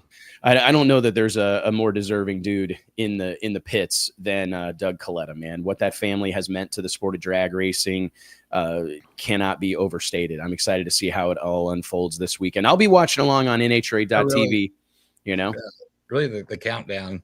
I mean, if you didn't have the countdown, it's going to be about the same as we went into the countdown. You had Dallas Glenn leading, right? You had Austin Prock leading. You had Doug Coletta leading. Greg Anderson was close to Dallas. I don't know. I'm just not sure. I'm not sure I like the countdown. I just, the reset of points. It's just, to me, I know it resets everybody, gets it close, and what you're wanting is this last race to come down to the finals or whatever. And I get that, but at the same time, a team that's went out and killed it all year, you're kind of taking that away from them, at some point there. We've seen it play out both ways. But what you're saying kind of speaks to it being okay to have the countdown, because it doesn't just totally wreck their season. All the guys that did have the great season going in are going to, most likely, or have the most likely shot to walk out with the championship. But you let everybody, it's like, hey, but the opposite certainly happens too. You're going too fast. Slow down, let everybody catch up, and then we'll take off again. It's kind of the old participation award bullshit. Oh yeah, NASCAR has really struggled with it. Did you see what happened in their deal this year? Yep. And all the blowback that in the way that shook out. So it definitely, some years it has its deals where, like Steve Torrance, I remember when he won like so many races and was so far ahead at the end of the regular season, and then had to have that points reset. And I don't think he ended up winning the championship that year. Like that is one where it really stings. But when all the people that should win or whatever that came in with it walk out with it, it kind of makes you put the controversy to rest a little bit. As well as, like, if somebody's leading by so much, you need those cars out on that swing, to race in these races. And I guess you probably, if it's all locked up, with 5 races to go, it'd be pretty easy to hang your hat up for the well, I think you're still seeing that a little bit. But we just had JR Gray on talking about NHRA Pro Mod. They had their first countdown format this year, and look at what it gave us. It gave us one race to determine it all. It came down to literally a winner take all final round. And no, man, I get what you want. I get it, but I just say it has its benefits for sure, because Pro Mod in recent years has been a foregone conclusion with a race or two to go. Usually somebody's got a well enough lead that there's no excitement to be had, and we had all the excitement in Vegas. So I think it did exactly what they wanted to on that end. I know. Could you imagine? I don't know, in like the finals, and you're up. I don't know. You're up 70 to 30, in the third period, and they go, okay, you're going to come back out here, and for the next 2 minutes, you're not going to play any defense. Okay? You're going to let them catch up and score, and then we're going to let you take off again. I mean, I don't know. It's tough, man, because I see the, like making like playoffs. That's what it is. And that's like the NFL playoffs. It's like, all right, the teams that you had such a horrible season, you don't even have a shot at the championship. You're not in the playoffs, but everybody that makes the playoffs has a shot technically. Yeah, but I think that's how it's supposed to go. And shit like that, and then you have wild cards that have to play off. So I don't know. It's different.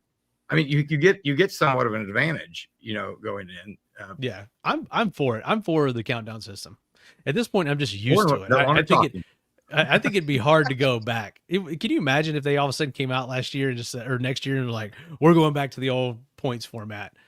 I think it'd be like you said, JT, you don't know what you got till it's gone. And then when it's just the last half of the season is just there's somebody running away with the points and there's no drama, that will be like, all right, bring that countdown back.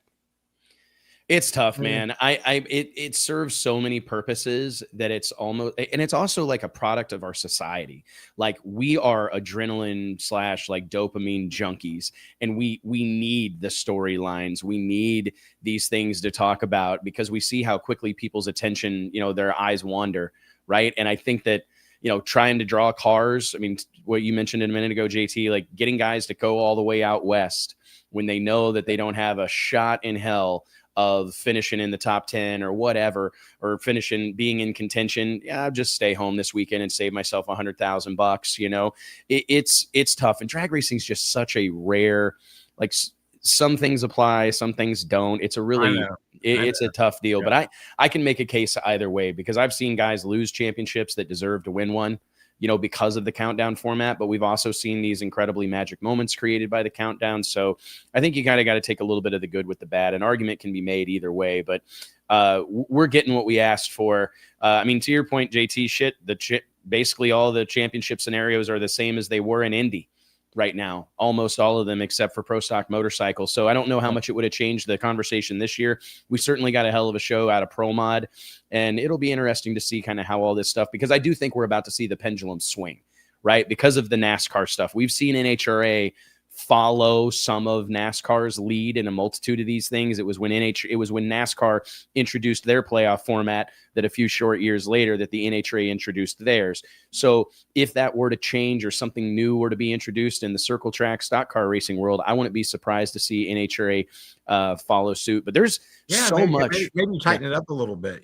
Maybe it's maybe make it 6 teams or whatever. I don't know. They've gone the opposite direction. I don't know where the thinking came from, but they expanded it to where everybody's in the countdown. And I think that is the number one thing we see. Drag Racing Mayhem is making a comment right now very similar to that it works, but not when you allow everybody into the playoff format. I agree with you, JT. You've got to have it. You got to reward the people that had a great season by allowing them into the playoffs, and then and cut out the ones that didn't. You can't just let everybody in. So, and that's what they've gone to. And I think that the plan behind that was to try to keep everybody out there racing 100% the whole year. Absolutely. And even that hasn't worked. So as we get down here to Pomona, and I know the forecast and I know all the things, we're down to 11 top fuel cars. So I don't know that's had any effect on that. But man, it's that's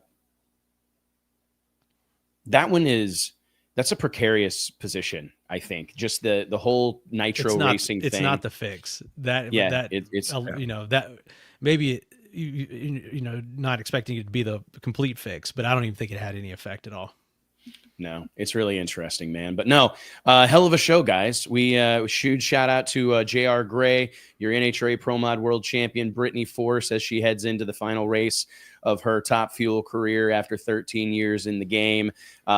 Great job, you guys. I appreciate it. And all of you tuning in and watching, remember to click like, click subscribe, help us spread the gospel of drag racing. Join the movement. We're here to put drag racing in front of the world, celebrate this sport across all the different sanctions and series. I think that's one of the things that I'm most proud about as far as the work we do here at Drag Illustrated, is making sure that we take care of all these guys, no matter where they land, whatever type of drag racing they're into. It matters to us, and we try to celebrate it every Wednesday. We've done that all year, Wes, and now it's our time. Now it's Winter Series time. So don't expect any other content on this show.